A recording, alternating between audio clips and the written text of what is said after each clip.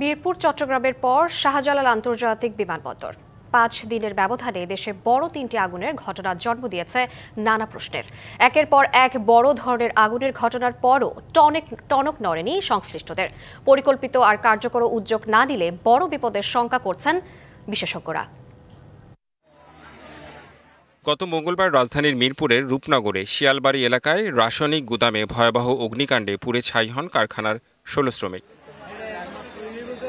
দুদিন না যেতেই চট্টগ্রামের সিইপিজেড এলাকায় একটি পোশাক কারখানায় আগুন টানা ১৭ ঘণ্টা পর নিয়ন্ত্রণে আসে।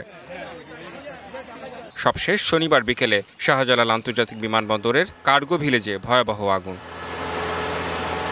বিশেষজ্ঞরা মনে করেন, দীর্ঘদিন ধরে দেশে, বিশেষত রাজধানী ও চট্টগ্রামে অগ্নিকাণ্ডের যেসব ঘটনা ঘটে চলেছে, শনিবারের ঘটনা তারই ধারাবাহিকতা মাত্র।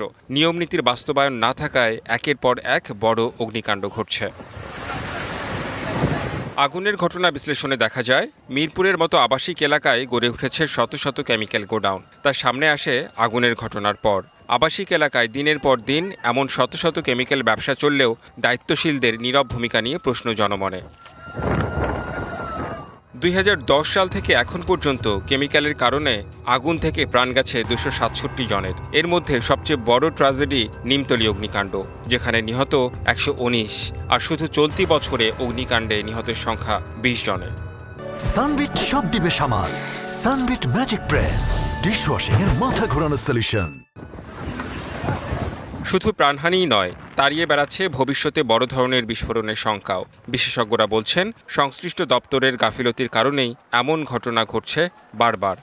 নিরাপদ অবস্থান করার জন্য কমপ্লায়েন্স ইস্যুকে মেনটেন করা সেটাকে বাধ্য করতে পারেনি, এবং আইনগুলো এতটা বিচ্ছিন্ন বা বিক্ষিপ্ত এবং পরস্পরের সমন্বয় না থাকার কারণে এটাকে প্রয়োগ করার ক্ষেত্রে fire brigade, civil division, RAJUK, city corporation যারা লাইসেন্স দেয়, এমনকি বিস্ফোরক অধিদপ্তর তাদের মধ্যে আমদানি রপ্তানি এবং ব্যবহারের নিয়মতান্ত্রিক লাইসেন্স পায়, প্রত্যেকের অবহেলা এবং অবজ্ঞার কারণে এখন পুরোটা টাইম বোমের মতো সারা শহরে ছড়িয়ে গেছে। এটা যদি একটা জবাবদিহিতার মধ্যে আসে, তাহলে আমরা ঘুরে দাঁড়াতে পারবো। তবে ফায়ার সার্ভিসের সাবেক কর্মকর্তা শাকিল নওয়াজ মনে করেন, দাহ্য পদার্থ সহ যেসব বস্তু থেকে অগ্নিকাণ্ড ঘটতে পারে সেসব বিষয়ে সতর্ক হওয়া জরুরি।